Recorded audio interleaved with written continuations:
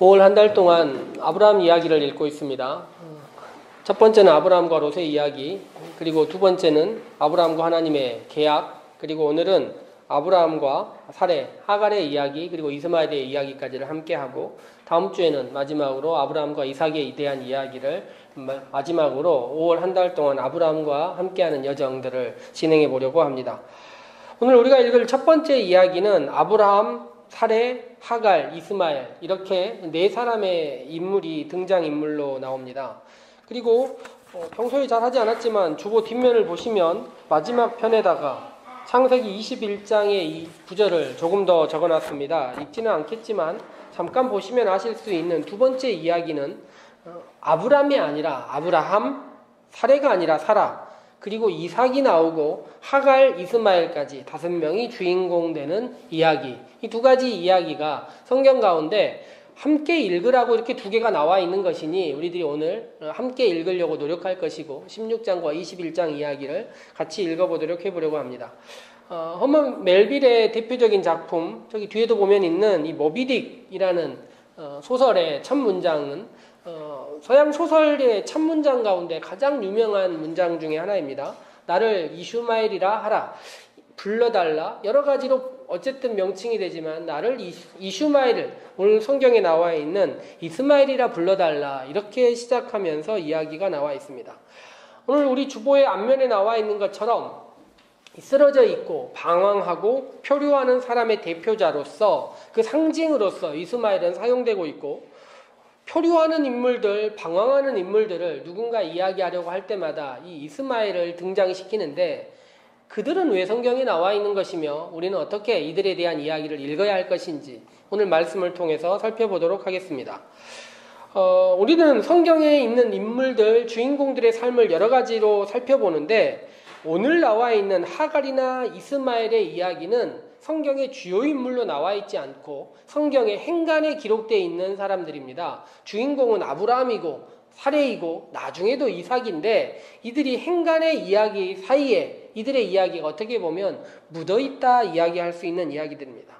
성경은 믿음의 조상들의 이야기, 왕들의 이야기, 영웅들의 이야기로 이렇게 기존의 큰 뼈대를 갖고 있는 것 같지만, 사실 그들 사이에 초라해 보이는 사람들, 그냥 몇 마디 말 속에 묻어 지나가는 사람들의 이야기가 곧잘 나오고 있습니다.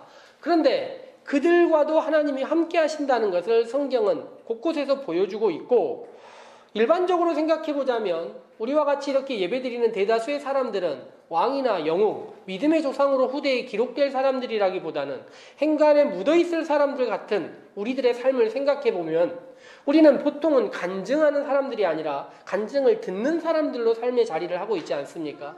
그러니 이렇게 묻어있는 사람들의 이야기도 한번 곰곰이 읽어보는 것 좋겠다 생각해 볼 수 있습니다. 물론 모든 사람이 이 사람들에 대한 이야기를 주도적으로 바라보진 않지만, 물론 저 같은 사람들은 이런 사람들의 행간의 이야기를 주목하여 살펴보기 때문에 우리들이 함께 읽었으면 좋겠다는 것입니다. 지난주 생각하시겠지만 아브라함과 하나님의 아름다운 별보기, 하나님과 아브라함의 그 아름다운 낭만적인 이야기 다음에 시간이 지납니다. 하나님은 별을 보며 수많은 자손 그리고 영원을 이야기했었지만, 아브라함은 한정된 시간 속에 살다 보니 그 시간이 자기의 편이 아닌 것을 금방 느끼고 있습니다. 아브라함뿐만 아니라 우리도 그렇지요. 우리들이 시간이 지나고 나서 보면 시간 속에 살고 있었으니 그동안의 삶이 이러이러했었구나를 알 수 있지만, 시간의 사이에 끼어 있을 때는 왠지 약속이 지켜지지 않는 것 같고, 왠지 우리는 방황하고 있는 것 같고, 우리가 올바른 길을 가지 않고 있는 것처럼 느껴지기도 하고, 그래서 이런저런 여러 가지 생각들을 함께 해보는 것이고, 시간 속에서는 신과의 약속, 하나님과의 약속이 감사의 조건이기도 하지만 일정 정도는 우리의 삶에서 실망할 수밖에 없는, 하나님은 왜 이런 이야기 하셨는데 왜 우리의 삶은 이렇게 이루어지지 않고 있는 것인가? 흔히 말하는 하나님이 복을 주신다 약속하셨는데 왜 우리의 삶은 이토록 고통스럽고 복과는 외면된 삶을 살고 있는 것인가? 약속과 시간이란 이 두 가지가 우리의 삶에서 영원한 해결되지 않는 명제처럼 다가올 때가 있다는 것입니다. 그 상황 속에서 우리가 읽은 성경 말씀에 기록된 사레, 이 사레라는 여인, 나중에 사라라고 되는 성경에 나와 있는 이 사람의 성경에서 첫 번째 말, 그가 했던 첫 번째 말이 무엇이냐면 여호와께서 내 출산을 허락하지 아니하셨다. 이것이 그가 했던 첫 번째 말입니다. 성경에 기록된 사례의 첫 번째 대사라는 것입니다. 그런데 출산을 허락하지 않았다고 얘기했는데 우리들은 이미 알고 있습니다. 하나님은 허락하셨고 약속하셨습니다. 그런데 허락하고 약속했으니 기다려야 하는 것인데 시간 속에서는 언제나 이 약속들이 오해를 불러일으키게 된다는 것입니다. 그리고 이 오해라는 것이 결국 헛된 상상력으로 진화하게 되고 이 헛된 상상력들은 전혀 새로운 결과물들을 만들어낸다는 것입니다. 그의 상상의 결과가 무엇이었습니까? 하나님이 아브라함에게 출산을 허락하신 것이고 자기에게는 출산을 허락하지 않았다고 생각해버린 것입니다. 자기에게 이야기하지 않았다고 생각하는 이런 신앙의 문제가 언제나 다양한 결과들을 만들어내고 오해들을 만들어낸 것입니다. 성경 말씀을 읽다 보면 하나님은 공공연하게 우리 모두에게 동등하게 말씀을 전하신 것인데 그 말씀이 일부는 누구에게, 일부는 누구에게라고 생각하는 문제들이 우리의 삶의 성경 해석에서 있다는 것입니다. 하나님은 아브라함과 사레를 위해서 말씀하신 것이지 아브라함을 위해서 말씀하신 것이 아니라는 것이죠. 그런데 아브라함이라는 한정과 경계를 정해버리는 순간 말씀이 왜곡되고 문제를 만들어냅니다. 오해의 결과 그의 말의 끝을 보면 오늘 성경 말씀의 2절 마지막에 나와 있는 얘기처럼 혹 얻을까 하노라. 창세기 초반 에덴 동산에서 그 부부의 이야기에서도 거의 비슷한 이야기가 나왔습니다. 하나님의 말씀을 왜곡하고 변질시키면 꼭 이런 결과물들을 만들어낸다는 것입니다. 그리고 이 오해의 결과가 주위를 둘러보니 애굽에 내려갔을 때 아마 자신을 도왔던 종을 바라보게 되는 것입니다. 하갈이 아브라함에게 주어졌을 때 우리 성경의 표현은 첩이라고 나와 있지만 대부분 성경에는 아내라고 나와 있습니다. 그리고 우리가 이 성경을 읽다 보면 성경의 시대, 우리부터 한 4,000년 전의 시대가 굉장히 가부장적인 구조로 이루어져 있을 것 같지만 사실 꼭 그런 것은 아닌 것 같습니다. 성경을 읽다 보면 창세기에서는 언제나 장남이 무시당하는 시스템으로 돼 있고 남편의 권위가 그렇게 꼭 존중받지 않습니다. 여기서도 그렇지만 조금 뒤에 가서 이삭의 이야기에서도 그렇고 겁나 어떻게 보면 거친 여자들의 이야기들이 많이 나와서 가부장적인 시스템이라기보다는 어떻게 보면 성경의 이야기는 약속에 대해서 어떻게 누가 더 세게 주장하느냐의 이야기들이 오히려 성경 말씀 가운데 더 많이 나와 있다는 것입니다. 어쨌든 사례는 자신의 주장으로 남편에게 애굽 여인을 붙여주는 것을 알 수 있습니다. 그런데 그 판단이 옳지 않았다, 잘못됐다는 것은 금방 드러나는 것입니다. 우리의 삶에서 언제나 이 실수가 있게 마련인데요. 그런데 실수를 저지른 다음에 인정하는 것이 여간 어려운 일이 아닌 것 같습니다. 자신의 잘못으로 여기지 않고 늘 타인의 잘못으로 여겨가면서 문제를 풀어가는 것입니다. 저는 성경을 읽으면서 이게 지금 20세기, 21세기를 살아가고 있는 한국의 남자들을 보는 것 같다 이런 생각이 들었는데 여인들이 이런 이야기들을 여러 번 하고 있는데 성경의 남자들이 우리에게 모범을 보여주듯이 절대로 이런 구박에 대해서 뭐라고 항의하지 않고 마땅히 자기들이 받아들여야 될 이야기인 것처럼 받아들이고 있습니다.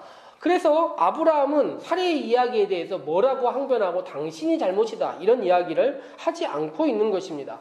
저는 왜 이렇게 아브라함이 행동했을까 하고 곰곰이 살펴보니 아브라함이 바라볼 때 자신의 아내의 이런 많은 이유들의 원인이 무엇인가의 결핍에서 시작됐다 생각한 것입니다. 그리고 그 결핍의 원인을, 결핍을 주어진 당사자를 알지 못하는 자기 자신이 그 결핍의 결과물들에 대해서 함부로 논하지 않았다. 저는 이런 생각이 드는 것입니다. 그런데 어쨌든 시간 속에 살고 있는 인간이 결핍으로 인하여서 잘못된 판단들을 하는데 판단의 결과가 나타나는 게 그다지 길지 않게 바로 나타나는 것을 볼 수 있습니다. 사례는 자신의 종 하갈을 남편에게 아내로 만들어질 때 계속 자신의 종이라 생각하고 있었을 것 같습니다.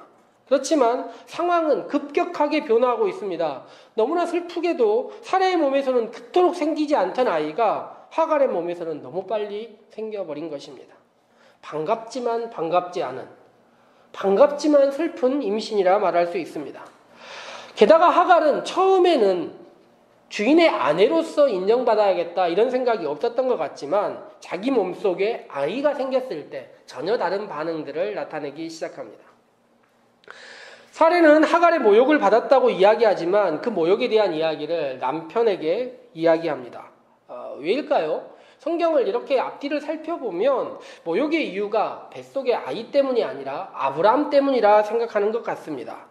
쭉 성경을 읽어보다가 제가 곰곰이 생각해보니 이 사리라는 사람이 귀가 굉장히 밝은 사람이에요. 나중에 하나님의 사자들이 왔을 때 천막에서 다른 천막에 사는 이야기에 언제나 귀를 기울이고 있습니다.